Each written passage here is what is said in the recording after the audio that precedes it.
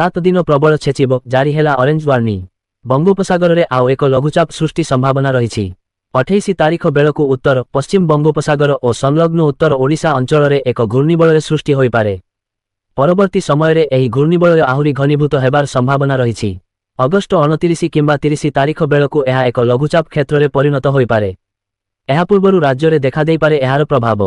राज्यर विभिन्न स्थान में वर्षा पवन संभावना रही। आज 24 जिला को येलो वार्निंग जारी होईछि। तेबे 29 तारीख राज्य में अति प्रबल वर्षा संभावना।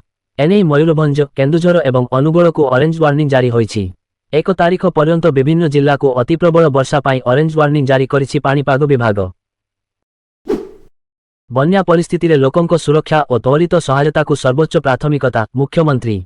बन्या परिस्थिति रे लोकंक सुरक्षा और त्वरित सहायता को सर्वोच्च प्राथमिकता देउछंती राज्य सरकार। एने सीएमओ पक्षरु एक सैंडल रे कुहा जायछि बन्या परिस्थिति रे लोकंक सुरक्षा और त्वरित सहायता को सर्वोच्च प्राथमिकता दिया जाउछि।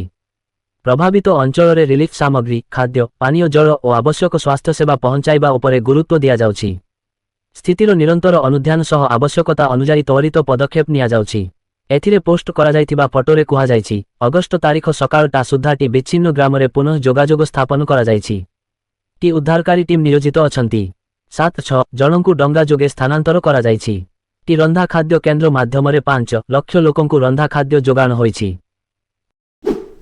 प्रलयंकरी बन्या नेपाल मुहां होई रचिला तांडव जनंक नेला जीवन 30 सुरक्षाकर्मी निखोज। हठात आसीथिबा प्रलयंकरी बन्या पड़ोसी नेपाल रे तांडव रचिछि। रसुआ जिल्लार तिमुर एवं साफ्रुबेसी रे हठात बन्या व्यापक आतंक सृष्टि करिछि। परिस्थितिर गंभीरता को दृष्टि रे रखी 5टी जिल्ला रे हाई अलर्ट जारी करा जायछि। प्रधानमंत्री बालेन शाहंक निर्देश परे सेना दायित्व ग्रहण करी पानी रे फसी रहिथिबा जीवन बंचाइबा पाई हेलिकॉप्टर व्यवहार करी युद्धकालीन भित्तिरे उद्धार कार्य जारी रखिछि।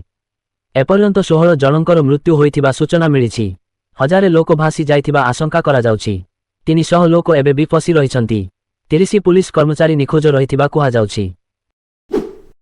खूब शीघ्र मोदी को नुआ टीम किए हेबे आउट। कहा मुंड उपरे हाथ रखिबे मोदी कहा मुंडरू हाथ काढ़ी नेबे किए हेबे आउ किए हेबे आउट। केंद्र में क्षमतासीन बीजेपी नुआ जातीय सांगठनिक टीम गठन हेबा परे एबे दिल्ली दरबार रे सृष्टि होईछि सबुठु बड़ सस्पेंस।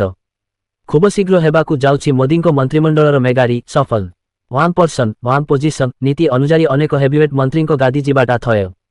आउ प्रतिबदल रे किछि नुआ और युव चेहरा को मिली पारे बड़ दायित्व।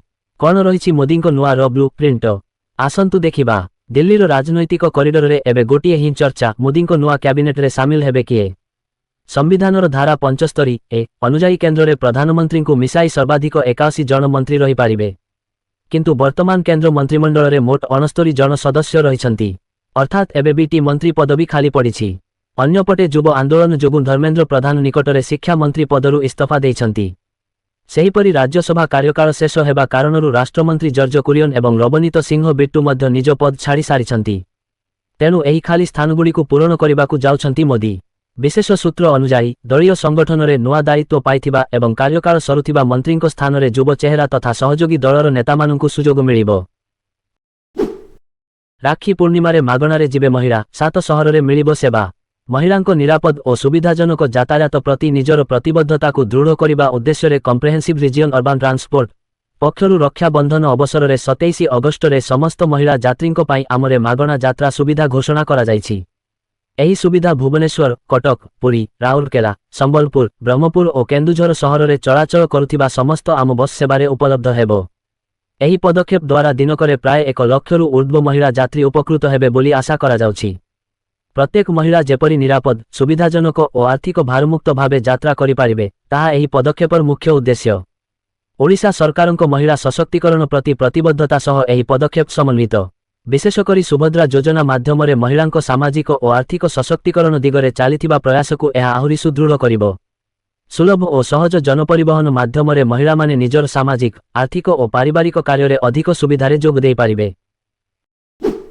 महानदी रे आसुची छोट बन्या तलिया अंचल पाई सतर्कता। हीराकुद जलभंडाररू अधिक पानी छड़ाजिबा परे महानदी रे जल प्रवाह बढ़िछि।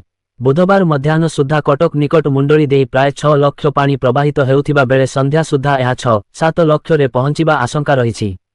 फलरे खोर्धा कटक जगतसिंहपुर और पुरीर केतेक तलिया एवं चाष जमीरे पानी पशिपारे। तेबे यह बड़ धरणर बन्या नुहे बोली जलसंपद विभाग कहिछि। उपरमुंडरे वर्षा जोगु हीराकुदकु जल प्रवेश बढ़िथिबारु टी खोला जाइछि। ଆଗକୁ ଆହୁରି ବର୍ଷା ହେବା ନେଇ ଦୃଢ଼ ପୂର୍ବାନୁମାନ ଥିବାରୁ ଜଳଭଣ୍ଡାରର ଜଳସ୍ତର ନିୟନ୍ତ୍ରଣରେ ରଖାଯାଉଛି।